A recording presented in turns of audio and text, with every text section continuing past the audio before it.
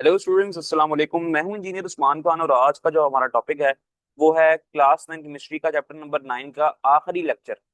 और वो जो लेक्चर है उसके अंदर हम क्वेश्चन सॉल्व करेंगे, इन्वेस्टिगेटिव क्वेश्चंस। तीन क्वेश्चंस हैं, इन तीनों को सॉल्व करते हैं। लेकिन आपको छोटी सी बात बता दूं मैं कि जो क्वेश्चन नंबर 2 है हमने इसको पहले भी डिस्कस किया हुआ है। और कहाँ डिस्कस किया है? इसको हमने डिस्कस किया है चैप्टर नंबर 8 के इन्वेस्टिगेटिव क्वेश्चंस में।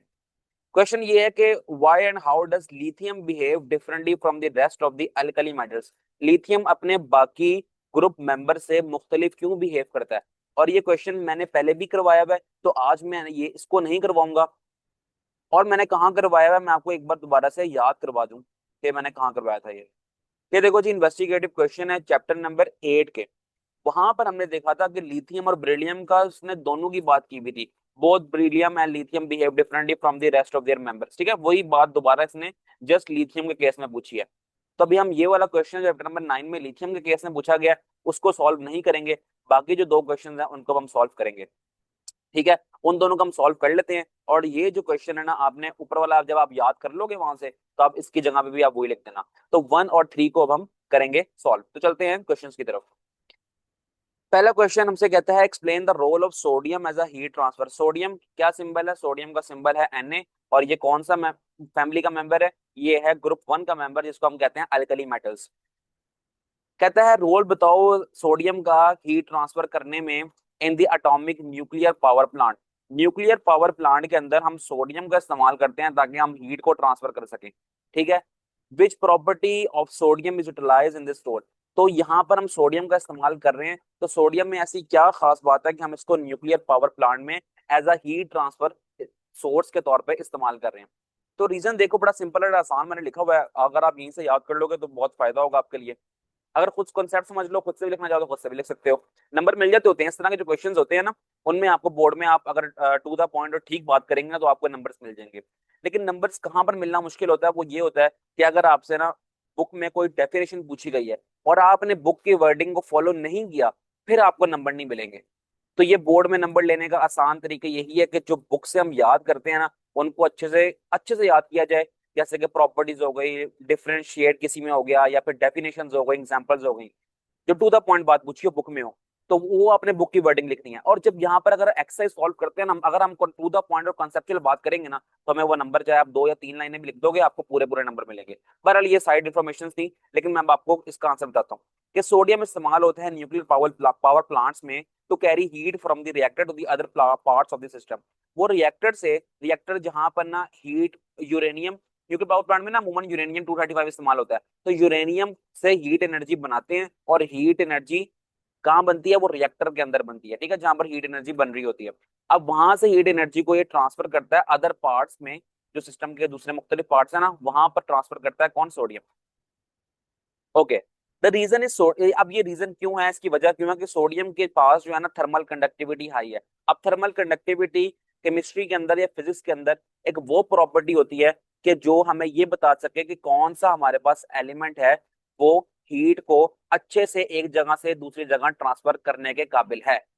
तो जिसकी थर्मल कंडक्टिविटी अच्छी है इट मींस कि वो गुड कंडक्टर है। ठीक है, अच्छा, अब सोडियम गुड कंडक्टर है क्योंकि अच्छे से हीट ट्रांसफर कर सकता है, ये थर्मल कंडक्टिविटी अच्छी है इसकी। विच मींस इसका मतलब ये है can quickly absorb and transfer heat. ये फॉरन हीट को अब्सॉर्ब करेगा रिएक्टर में से और मुख्तलिफ पार्ट्स के अंदर ये ट्रांसफर कर देगा। Plus it remains in liquid form at high temperature. और सोडियम जो है ना हाई टेम्परेचर पर ना लिक्विड फॉर्म में एग्जिस्ट करता है। टेम्परेचर जाहिर सी बात है, इनका बॉइलिंग पॉइंट, इनका जो मेल्टिंग पॉइंट है ना ग्रुप 1 के मेंबर्स का, वो एज सच इतना हाई नहीं है। तो टेम्परेचर जब हाई होंगे तो लिक्विड फॉर्म में एग्जिस्ट करेगा, which helps it flow easily and carry heat efficiently। तो लिक्विड को ना ट्रेवल करने में, ट्रांसफर करने में ना कोई मुश्किल नहीं होती, बहुत आसानी होती है। तो वो लिक्विड फॉर्म में तो होता है हाई टेम्परेचर पे sodium.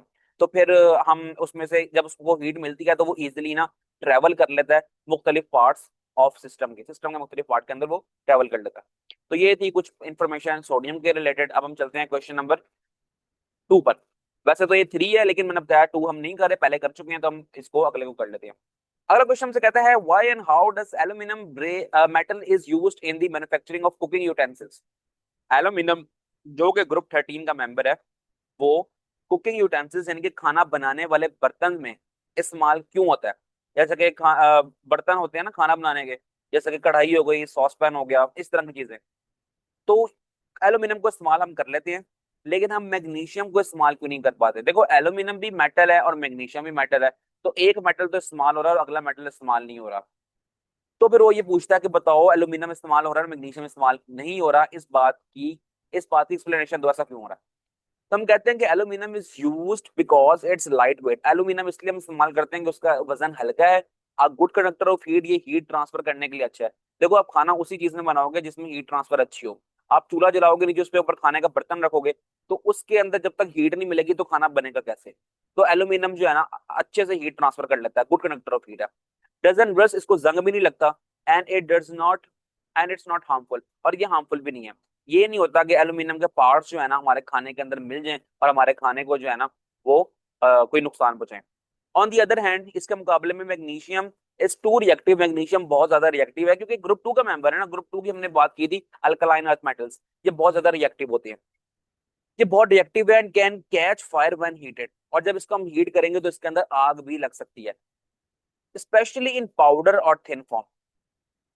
That's why it's not safe for cooking utensil, इसलिए जो है हम इसको खाना बनाने के बर्तन में इस्तेमाल नहीं करते। तो ये छोटा सा हमारे पास एक लेक्चर था। एक क्वेश्चन हमने पहले किया हुआ था चैप्टर नंबर 8 के इन्वेस्टिगेटिव क्वेश्चंस में, और दो आज हमने यहाँ पर कर लिए। इसके साथ साथ ही हमारा चैप्टर नंबर 9, क्लास 9 केमिस्ट्री का आज होता है इख्तिताम पजीर। इस चैप्टर में से अगर आपको कुछ भी समझ नहीं आया तो आपको कमेंट सेक्शन आपके लिए ही है, आप लोग कमेंट करके मुझसे पूछ सकते हो। और आप देख भी सकते हो कि मैं अक्सर बच्चों को, जो बच्चा कोई सवाल करता है मैं उसका जवाब भी देता हूँ। हर बच्चे के सवाल का जवाब मैं देता हूँ, जितना मुझसे मेरे लिए पॉसिबल हो सके। बहरहाल अब उम्मीद करते हैं कि आपको ये चैप्टर पढ़ के मजा आया होगा।